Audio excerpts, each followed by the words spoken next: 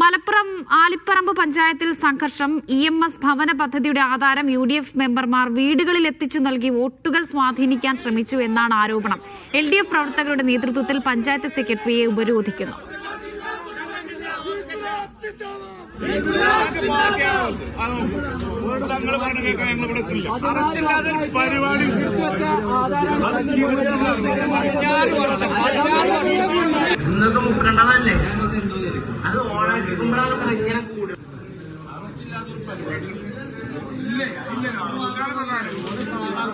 ജംഷീർ കുടുങ്ങിയ വാർത്തയുടെ വിവരങ്ങൾ നൽകാനുണ്ട്. ജംഷീർ, ഈ വിഷയത്തിൽ UDF പ്രവർത്തകർ നൽകുന്ന വിശദീകരണം എന്താണ്? മാത്രമല്ല LDF പ്രവർത്തകരുടെ ഉപരോധം അതിപ്പോൾ എങ്ങനെ?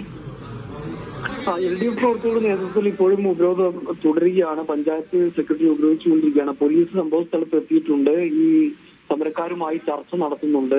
അതായത് ഈ ആലിപ്പറമ്പ് പഞ്ചായത്തിലെ വാളക്കുളം എന്ന പ്രദേശം ഉൾപ്പെടുന്ന മൂന്നാമത്തെ വാർഡിൽ ഇവിടെ മത്സരിക്കുന്ന UDF സ്ഥാനാർത്ഥിയുടെ നേതൃത്വത്തിൽ ഇത്തരത്തിൽ EMS ഭവന പദ്ധതിയുടെ ചില ആധാരം ചില വീടുകളിൽ എത്തിച്ചു നൽകി വോട്ടുകൾ സ്വാധീനിക്കാൻ ശ്രമിക്കുന്നു എന്നുള്ള ആരോപണമാണ് CPM ഉന്നയിക്കുന്നത്. ഈ ആരോപണം ഉന്നയിച്ചാണ് ഇപ്പോൾ ഈ CPM പ്രവർത്തകരുടെ നേതൃത്വത്തിൽ പഞ്ചായത്ത് ഓഫീസ് ഉപരോധിക്കുന്നത്. അതിന് പഞ്ചായത്ത് അധികൃതർ, അതായത് പഞ്ചായത്ത് സെക്രട്ടറി ഉൾപ്പെടെയുള്ളവർ കൂട്ടുനിന്നു എന്നും ഈ പ്രവർത്തകർ ആരോപിക്കുന്നതിന് ഭാഗമായാണ് ഇപ്പോൾ പഞ്ചായത്ത് സെക്രട്ടറിയെ ഉപരോധിക്കുന്ന ഒരു സാഹചര്യത്തിലേക്ക് പോയിരിക്കുന്നത്. നിരവധി വരുന്ന CPM പ്രവർത്തകർ, LDF പ്രവർത്തകർ ഇപ്പോൾ പഞ്ചായത്ത് പരിസരത്ത് തടിച്ചുകൂടിയിരിക്കുകയാണ്.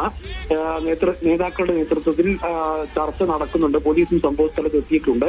ഈ സംഭവത്തിൽ ഈ UDFന്റെ